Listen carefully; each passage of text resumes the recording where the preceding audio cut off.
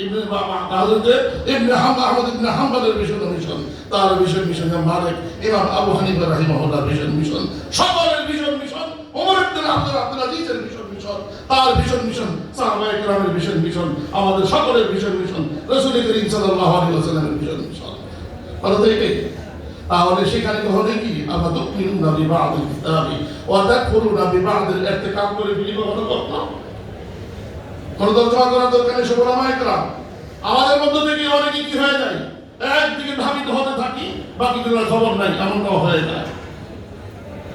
যখনই দাবিতে একদিকে সবকে সমর্থন দিয়ে কাজ একটাই করি, বাকিগুলো সমালোচনা করি না, বরঞ্চ সমর্থন করি, সহযোগিতা করি, তারপরে 4 কাজ নিয়ে চলছি, 5 কাজ নিয়ে চলছি, আপনিও আমার আমিও আপনার, তখন আপনাকে হয়তো তুমিনুনা বিবাদিল কিতাব হবে না।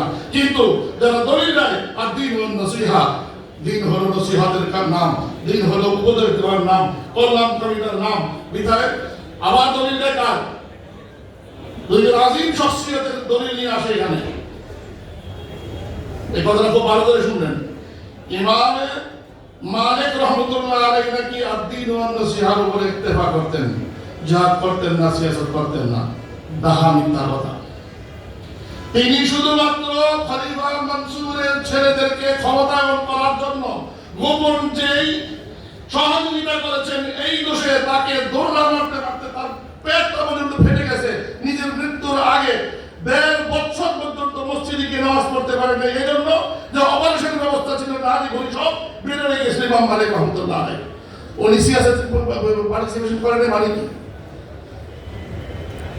অনেকে বলে থাকে মুজাদ্দিদ আবুল সানি রহমতুল্লাহ আলাইহি মতো শখসিয়তের নাম নেন, উনি নাকি আমাদের আকাবিরদের মধ্যে ওনারাও আছেন।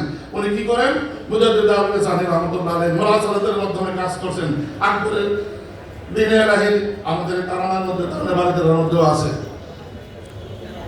এই কথাটা। কি সুতরাং এখানে তার ভীষণ মিশনে আমাদের ভীষণ মিশন।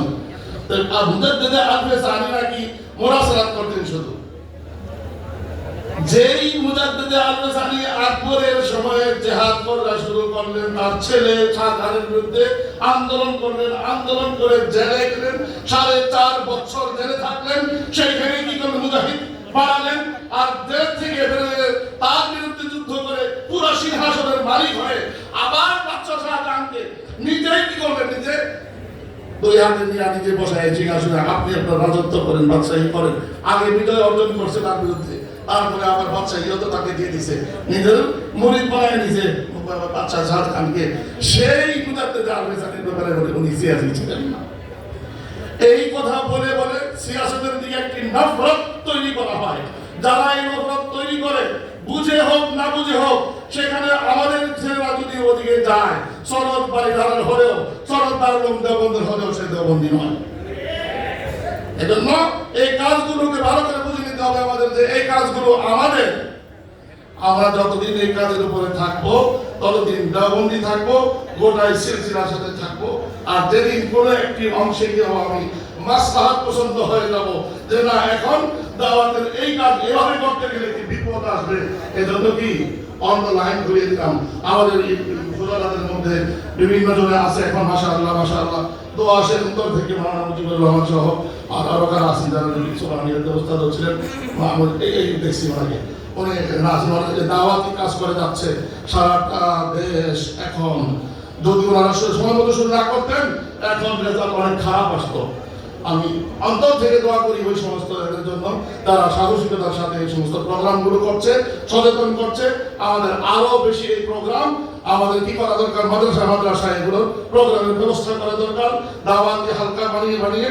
এবং আমি মনে করি সন্তানটা এটা না করে বরঞ্চ সেখানে করছে আমারও শামিল হওয়া দরকার। তাহলে যেটাই হবে কি হবে আলা বাইকিন আলা বাসীরাতিন মিনাল ইলম, তখন দাওয়াতি কাজটাও কি সেইভাবে দিতে পারবো।